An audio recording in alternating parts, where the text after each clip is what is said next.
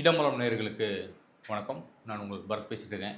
மே 18 இந்த தினத்த நம்ம யாராலயுமே மறக்க முடியாது. காரணம், தமிழர்கள் திராவிடத்தினால, அதுவும் குறிப்பா கருணாநிதியோடைய அதிகார பேராசையின் காரணமாக, கருணாநிதியோட துரோகத்தின் காரணமாக நம்ம எல்லாருமே கொல்லப்பட்டோம். நம்ம தமிழ் இனம் கொல்லப்பட்டுச்சு. லட்சக்கணக்கான மக்கள் கொல்லப்பட்டாங்க. ஆனா, இதெல்லாம் வேடிக்கை பார்த்துக்கிட்டு, நான் உண்ணாவிரதம் இருக்கிறேன்னு சொல்லிக்கிட்டு, மனைவி, துணைவின்னு சொல்லிக்கிட்டு, ரொம்ப ஜாலியா 2 மணி நேரம் காலையில உணவுக்கும், மதிய உணவுக்கும் இடையில ஒரு 2 மணி நேரம் ஜாலியா பீச்சு காத்து வாங்கிட்டு கிளம்பி போனாரு. அப்ப இது மாரியான இந்த அயோக்கியர்கள் மத்தியில, தமிழர்களுக்கான ஆட்சிய தீர்மானிக்கணும்னு சொல்லி, சீமான் அவர்கள் தொடர்ந்து இந்த களத்தில போராடிட்டு இருக்காரு. அவரு மே 18 தினத்தன்னைக்கு அவரு பேசின சில விஷயங்கள், அதை தாண்டி திமுகவினர் பேசின சில விஷயங்கள், இது எல்லாத்தையும் தான் இன்னைக்கு நம்ம அரிசி அவர்கள்கிட்ட கேட்டு தெரிஞ்சுக்க போறோம். பிரதர் வணக்கம். வணக்கம். மே 18 யாராலையுமே மறக்க முடியாது. அந்த கொடூர சம்பவத்துக்கு துணை போன, முதுகுல குத்திய கருணாநிதியோட குடும்பத்தோட துரோகத்தையும் யாராலையும் மறக்க முடியாது. தமிழும் என்னைக்குமே மறக்காது. அதான் உண்மை. ஏன்னா நேத்து நான் சமூக வலைதளங்கள்ல ஒரே ஒரு ஒற்றுமையை நான் பார்த்தேன். திமுகவை எதிர்த்து அதிமுகவா இருக்கட்டும், பாஜகவா இருக்கட்டும், நாம் தமிழர் கட்சி, இது மாதிரி எல்லா கட்சிகளும் யார் யாரெல்லாம் திமுக, காங்கிரஸுக்கு எதிரா இருக்காங்களோ, இந்த 2 கட்சியும் ஒழிக்கணும்னு நினைக்கிறாங்களோ, அவங்க எல்லாரும் நேத்து ஒரே புள்ளியில இணைஞ்சாங்க. எங்கன்னா, தமிழர்களுடைய இன அழிப்பு அப்படின்ற அந்த ஒற்றை புள்ளியில இணைந்து பல்வேறு கருத்துக்களும் சொல்லியிருந்தாங்க. பட் இதுல சீமான் அவர்கள் மீது சில குற்றச்சாட்டுகள் வைக்கப்பட்டது. இந்த பக்கம் பார்த்தா இவர் நம்ம வைகோ அவர் சொல்றாரு, இந்திரா காந்தி இருந்திருந்தா ஈழத்துக்கு ஒரு ஒரு தீர்வு கிடைச்சிருக்கும் அப்படின்லாம் பேசிட்டு இருந்தாரு. இந்த மாதிரியான விஷயங்கள் நீங்க பாத்தீங்கல்ல, நீங்க என்ன நினைக்கிறீங்க? வைகோக்கு சுயமரியாதை இருக்கா அப்படிங்கிற ஒரு கேள்வி எனக்கு எழுது. இல்ல, ஃபர்ஸ்ட் சுய அறிவு இருக்கான்னு கேளுங்க, அப்புறமா சுயமரியாதை. சுய அறிவுங்கிறத வயசு 80க்கு மேலே ஆயிடுச்சு. சுய அறிவு சுயமாவே அறிவு இருக்குமாங்கிறது எனக்கு தெரியல. ஏன்னா குழந்தைங்கிற ஒரு ரேஞ்சுக்கு அவர் மூவ் ஆயிடுவார் 80 வயசுக்கு மேலே. அதனால சுய அறிவு அப்படிங்கிற கேள்வி எழுப்பி இல்லாத ஒன்று அவர்கிட்ட எதிர்பார்க்கறதுக்கு நான் விரும்பலை. ஆனால் சுயமரியாதைன்னு ஒன்று இருந்தது அப்படின்னா அவர் பேசுனதை அவரே முதல்ல போட்டு கேட்கணும்னு நான் சொல்லுவேன். எந்த காங்கிரஸும் எந்த திமுகவும் இன அழிப்புக்கு காரணம் இன துரோகிகள்னு அவர் சொன்னாரோ, அதே திமுகவோடையும் காங்கிரஸோடையும் அவர் கூட்டில் இருந்துட்டு இருக்காரு. திருமாவளவன் கூட இப்போ சொல்கிறாரு, அதிமுக ஈழத்தமிழர்களுக்காக ஒரு குரல் கூட எழுப்பல, சில ஜெயலலிதா குரலை எழுப்பலை அப்படிங்கிறார். திருமாவளவன் அவர்கள் ராஜபக்ஷ கிட்ட போய் பரிசு வாங்கின மாதிரி சில ஜெயலலிதா எங்கேயும் போய் பரிசு வாங்கலை. அதிமுகவை சேர்ந்த யாரும் ராஜபக்ஷ போய் பார்க்கவும் இல்லை, பரிசு வாங்கலை. இன்னும் சொல்ல போனோன்னா, இலங்கை தொடர்பான விவகாரங்களில் வர்த்தக ரீதியான தடை போட்டது அதிமுக அரசு. அதனால எவ்வளோ வர்த்தகங்களை இந்தியன் கவர்மெண்ட் இழந்துச்சுங்கிறது நம்ம எல்லாருக்குமே தெரியும். ஆனாலும் இதை தமிழ்நாடு கவர்மெண்ட் பண்ணுது அப்படிங்கிறப்போ அதை ஏற்றிக்கிட்டாங்க சென்ட்ரல் கவர்மெண்ட் அன்றைக்கி. ஏன்னா நீங்கள் அன்றைக்கி பிஜேபி கவர்மெண்ட் தான் இருந்துச்சு. இவங்க அப்படி ஒரு தீர்மானம் கொண்டு வரும்போது பிஜேபி கவர்மெண்ட் வந்துச்சு. பிஜேபி கவர்மெண்ட் தான் அதுக்கப்புறம் அந்த தடையை நீக்கிறதுக்கு கூட அவங்க முயற்சி பண்ணலை. ஏன்னா அவங்களுக்கு தெரியும் இது யாருனால ஏற்பட்ட இந்த பிரச்சனை அப்படிங்கிறது. அதனால் அவங்க அதில் பெரிய அளவில் கான்சன்ட்ரேட் பண்ணிக்கலாம்னு தான் நான் பார்க்குறேன். இந்த விவகாரம் கருணாகத்தினுடைய துரோகம் அப்படின்னு சொல்லலாம். நீங்கள் கருணாநிதிங்கிறீங்க, நான் கருணாகம்னு சொல்லுவேன். அல்ல, ரெண்டும் ஒன்று தான். இல்லை, ரெண்டும் டிஃபரன்ஸ் இருக்குது. கருணாநிதிங்கிறது கெட்ட வார்த்தை, கருணாகம்ங்கிறது துரோகத்தினுடைய வெளிப்பாட்டின் காரணமாக அவருக்கு கொடுக்கப்படும் பேர்னு நான் சொல்லுவேன். ஸோ கருணாகத்தினுடைய துரோகம் அப்படிங்கிறது என்னை பொறுத்தவரை ஈழத்தமிழர்களுக்கு அவர் செய்திருக்கிற மிகப்பெரிய துரோகம் அப்படின்னா அந்த உண்ணாவிரதம் அப்படின்னு சொல்லி நாடகமாட்டம் சொல்லுவேன். 2 மணி நேரம் தான் உண்ணாவிரதம் இருந்தார். காலையில் 10 மணிக்கு போனார், 12 மணிக்கு உண்ணாவிரதம் முடிச்சிட்டாரு. கேட்டால் பால் சிதம்பரம் எனக்கு ஃபோன் பண்ணி சொன்னார், ஈழத்தில் அங்கே போர் நின்றுச்சான், போரை உடனே நிறுத்திக்கிறோம்னு சொல்லி இலங்கை ராணுவம் சொல்லிட்டாங்களாம், அதனால் நான் வாபஸ் வாங்கிக்கிறேன் அப்படின்னு சொல்லி அவராக சொன்னார். செல்வி ஜெயலலிதா அவர்கள் உண்ணாவிரதம் இருந்தாங்க 92லேயோ 93லேயோ காவிரி விவகாரம் தொடர்பாக ஒரு மாநில முதலமைச்சர் உண்ணாவிரதம் இருப்பது அதுதான் முதல் முறை. அப்போது மத்திய அரசு அலர்னாங்க.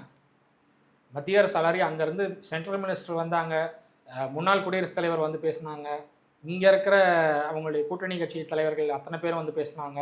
எல்லாம் பேசி முடிச்சு அதுக்கப்புறம் காவிரி விவகாரத்தில் நாங்கள் ஒரு தீர்வு கொண்டு வரோன்னு ஒரு தீர்மானம் போட்டதுக்கப்புறமா தான் அந்த உண்ணாவிரதத்தை சொல்லி ஜெயலலிதா அவர்கள் கைவிட்டாங்க. அப்படி ஒரு தீர்மானம் கூட போடக்கூடிய இடத்துல அன்றைக்கி கருணாநிதி இல்லை. ஒரு பக்கம் கூலர் வச்சுக்கிறாரு, இன்னொரு பக்கம் தன்னுடைய மனைவி துணைவி வச்சுக்கிறாரு. பின்னாடி பார்த்தீங்கன்னா பசங்க பேர பசங்க இவங்கெல்லாம் நிப்பாட்டி வச்சுக்கிட்டு ஏதோ குடும்பத்துக்கு பிக்னிக் வந்த மாதிரி உட்காந்துருக்காரு. சன்பாத் எடுத்துக்கிட்டு இருக்காருன்னு தான் நான் சொல்லுவேன். அவர் இல்லைண்ணா, அது ஹனிமூனாக தான் பார்த்தேன். இல்லை, அவர் சன்பாத் எடுத்துக்கிட்டு இருந்தார், பீச்சு பக்கம் சன்பாத் எடுத்துக்கிட்டு இருந்தார். அவ்வளோதான் அப்படி தான் நான் பார்க்குறேன். உண்ணாவிரதம்னு நான் பார்க்கல. உண்ணாவிரதம் இருக்கிறதுங்கிறது உண்ணாவிரதம் இருப்பவரை கொச்சப்படுத்தக்கூடிய விஷயமாயிடும். நம்ம அவர் உண்ணாவிரதம் இருந்தாருன்னு சொன்னோம் அப்படின்னா. ஏன்னா அவர் சொன்னதை நம்பி பல ஈழத்தமிழர்கள் வெளியே வந்தாங்க. போர் நின்றுச்சு, அப்படின்னு நம்பி அவர் சொன்னதை நம்பி வெளியில் வந்து பலர் மாண்டு போனாங்க. அந்த வழி அப்படிங்கிறது திமுகவுக்கு இந்த ஜென்மத்தில் எத்தனை ஜென்மம் எடுத்தாலும் அந்த வழி தெரியாது. கண்டிப்பாக. ஸோ அதனால் வந்து மற்ற கட்சிகள் எல்லாம் ஒன்றிணைகிறாங்க இந்த விஷயத்தில் அப்படிங்கிறது என்னை பொறுத்தவரை வரவேற்க வேண்டிய விஷயம். ரெண்டாவது, சீமானவர்கள் இந்த ஒரு கூட்டம் நடத்துகிறார் அப்படின்ன உடனே எல்லா கட்சிகளும் சீமானவர்களுக்கு வாழ்த்துக்கள் தெரிவித்தாங்க. அந்த ஒரு ஒற்றைப்புள்ளிலையும் எல்லாரும் இணைகிறாங்க. ஸோ சீமானவர்களையும் எல்லாரும் அவங்க கூட்டணிக்குள்ளே கொண்டு வரணுங்கிற ஒரு முனைப்போடு செயல்படுறாங்க அப்படிங்கிறதையும் நான் பார்க்குறேன் இந்த விஷயத்தில். இப்போ ஒரே ஒரு விஷயத்தை என்னால் கவனிக்க முடியுது.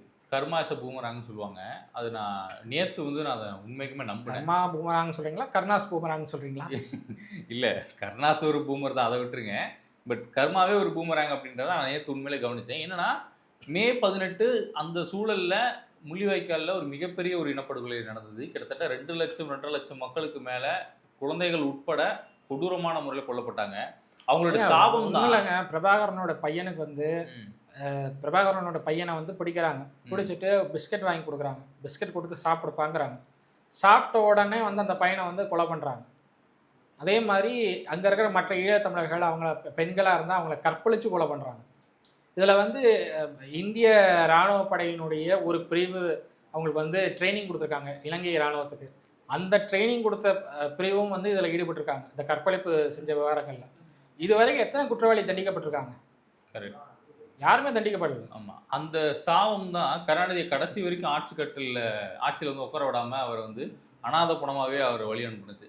ஆனால் நேற்று கவனிச்சிங்களா, கரெக்டாக மே மாதம் இந்த மாதத்தில் தான் திமுக குடும்பத்துக்கு ஒரு மிகப்பெரிய நெருக்கடியான ஒரு சூழலை இந்த இயற்கையை வந்து அமைச்சு கொடுத்தது.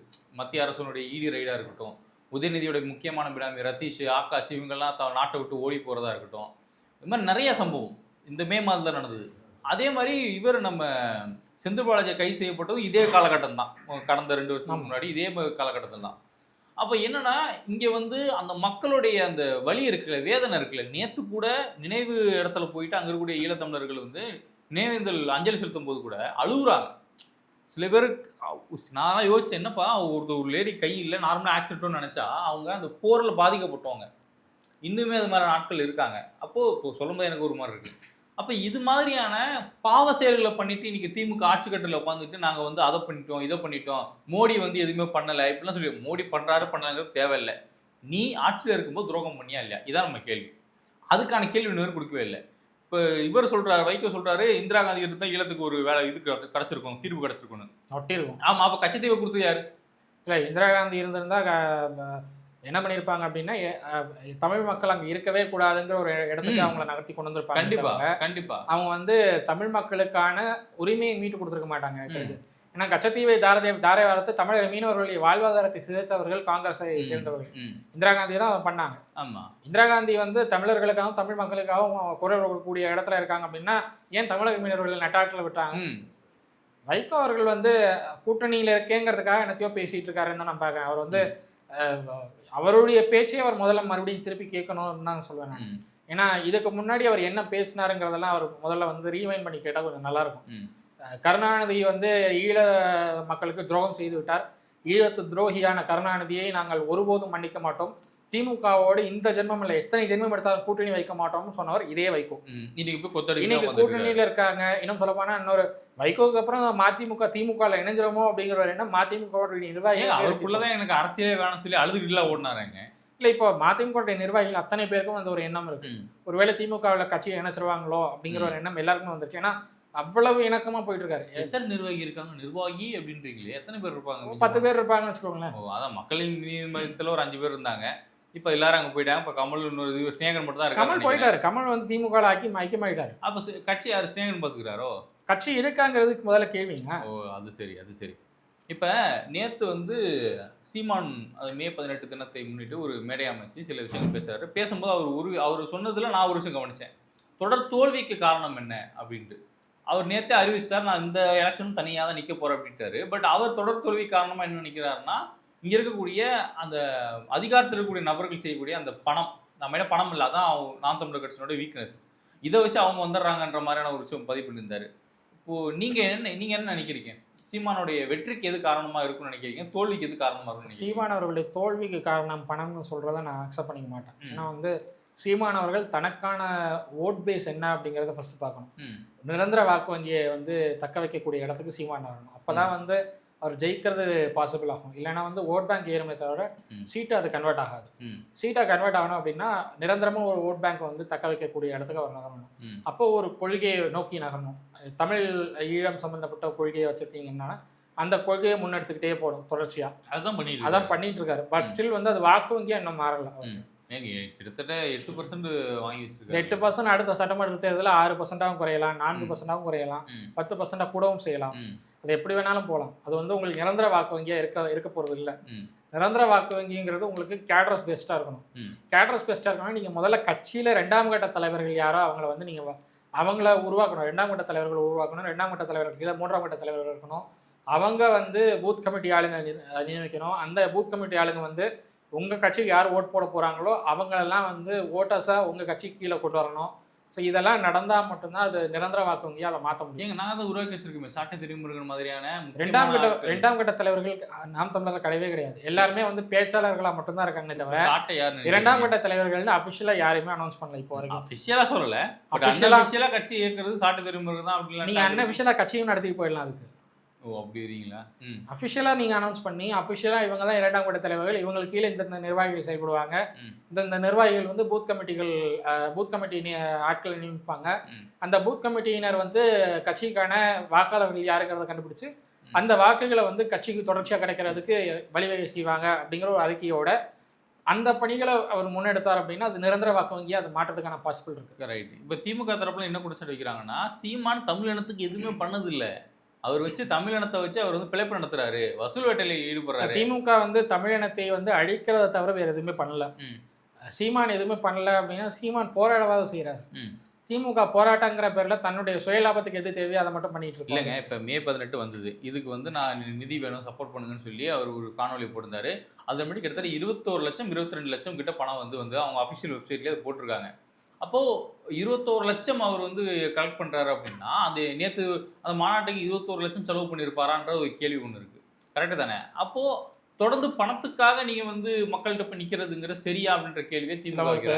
மாநாடு நடத்துறதுன்னா அந்த மாநாட்டுக்கான இடத்துக்கு மட்டும் பணம் கொடுக்கறது கிடையாது. அங்கே இருக்கிற லைட் செட்டப்லேருந்து மைக் செட்டப்பு எல்லாமே உங்களுக்கு செலவு பண்ணுவாங்கல்ல, அது மாதிரி ஆட்கள் இருக்காங்க. இல்லை உங்களுக்கு கட்சி நிர்வாகிகள் செலவு பண்ணுவாங்களா அப்படிங்கிறத தாண்டி வந்து இந்த நிதி வந்து கம்ப்ளீட்டாக மாநாட்டுக்கு மட்டுமே பயன்படுத்தப்படாது. இது வந்து தேர்தலுக்காகவும் பயன்படுத்தப்படும். அப்போ எல்லா கட்சிகளும் அதான் பண்ணுறாங்க. எல்லா கட்சிகளும் அதான் பண்ணுவாங்க. கம்யூனிஸ்ட் பார்ட்டி எடுத்துக்கிட்டிங்கன்னா இந்தியன் கம்யூனிஸ்ட் வந்து ஒரு போராட்டத்துக்கு நிதி வாங்குவாங்க. ஆனால் அந்த போராட்டத்துக்கு அந்த நிதி அப்படியே செலவு பண்ண மாட்டாங்க. அதனால தான் கம்யூனிஸ்ட் தமிழ்நாட்டில் இல்லை உங்களுக்கு நேஷனல் வைஸாகவே நான் சொல்கிறேன். உங்களுக்கு கேரளாவில் நீங்கள் ரூலிங்கில் இருக்காங்க மார்க்சிஸ்ட் கம்யூனிஸ்ட்.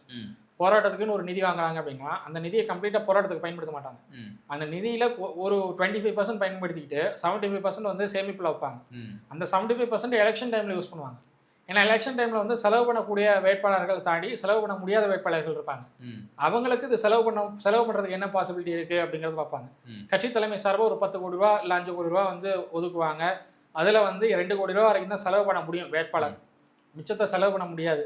மிச்சத்தை நீங்கள் எப்படி கணக்கு காட்டுறீங்களோ அப்படி காட்டிக்கோங்க அப்படிங்கிற ரேஞ்சுக்கு வேட்பாளர்களுக்கு கொடுத்துட்டு அதுதான் எல்லா கட்சியும் இன்னைக்கு பண்ணிட்டு இருக்காங்க. ஸோ அதனால வந்து அப்படி தான் பண்ணணும், வேறு வழி கிடையாது. ஒரே ஒரு கேள்வி ஒன்று கேட்கணும்னு நினைக்கிறேன். இவர் தமிழக வாழ்வுரிமை கட்சி வேல்முருகன் அவர் புதுசாக ஒரு கொடி ஒன்று அறிவிச்சிருக்காரு. அந்த கொடி பார்க்க அப்படியே நாம் தமிழர் கட்சியினுடைய கொடி மாதிரி தான் இருக்கு. லிட்டரலா கலர் பார்த்துருக்காங்க. அவர் திமுக உறுப்பினர் ஆனதுக்கப்புறம் தனி கட்சி எதுக்கு நடத்திட்டு இருக்காரு எனக்கு ஒரு கேள்வி இருக்கு. ஏன்னா திமுகவுடைய உறுப்பினர் ஆயிட்டார். அவர் தனி கட்சி திமுகவுடைய உறுப்பினர் ஆனதுக்கு அப்புறமா தான் அவர் வந்து பண்ருட்டியில இருந்து திமுகவுடைய சின்னத்துல எம்எல்ஏ ஆனார். திமுக உறுப்பினராக இல்லாத ஒருத்தர் வந்து திமுகவுடைய சின்னத்துல போட்டியிட முடியாது, அதுக்கு சட்டம் வழிவகுக்காது. அப்போ திமுகவுடைய உறுப்பினர் ஆனதுக்கு அப்புறம் தான் வந்து திமுகவுடைய சின்னத்துல பண்ருட்டி தொகுதியில் போட்டிட்டு ஜெயிச்சார். திமுக உறுப்பினராக இருக்கிறவர் தனி கட்சி நடத்தலாமா, அதுக்கான அதிகாரம் அவருக்கு இருக்கா அப்படிங்கிற கேள்வி முதல்ல வருது. இல்லைங்க, நீங்க தனி கட்சின்றீங்க, அவர் தனியாக கொள்கை வச்சிருக்காரு. தமிழ் தேசியம் தான் என்னோட கொள்கைன்னு சொல்லிட்டு இருக்காரு. அந்த கொள்கை பாத்தீங்களா? தமிழ் தேசியம் தான் கொள்கை. அவர் நான் இன்னைக்கு இப்போ கூட எனக்கு ஒரு மெசேஜ் அனுப்பிச்சிருக்காங்க. அவருடைய பிஏ எனக்கு ஒரு மெசேஜ் அனுப்பிச்சிருக்காரு. காமராஜ் சார் ஒரு மெசேஜ் அனுப்பிச்சிருக்காரு.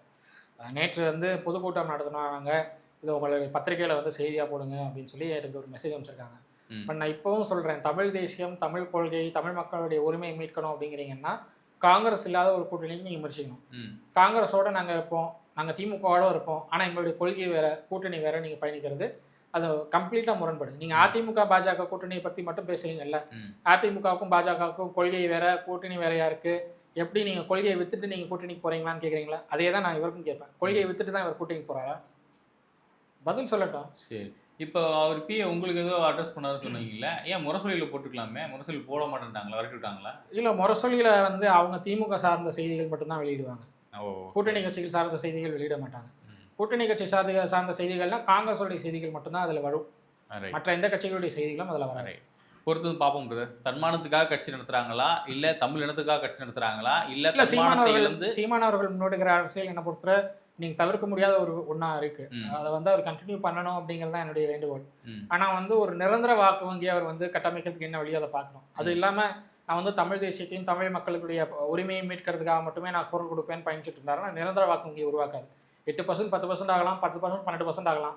அதை தாண்டி போகணும் அப்படின்னா அதுக்கான ஒரு ஓட் பேங்கை கிரியேட் பண்ணி ஆகணும். அப்போது அதுக்கு கட்சியினுடைய கட்டமைப்பை மாற்றணும் அவர். ரைட். அதான் பொறுத்துன்னு பார்ப்போம். நாம் தமிழர் கட்சி மாதிரி தமிழினத்துக்காக அவங்க ஆட்சி நடத்த போகிறாங்களா, கட்சி நடத்த போகிறாங்களா, இல்லை வேல்முருகன் மாதிரி தன்மானத்தை இழந்து அவங்க கூட்டணியில் இருக்க போகிறாங்களா பொறுத்துன்னு பார்ப்போம். ரொம்ப நன்றி பிரதர். நன்றி.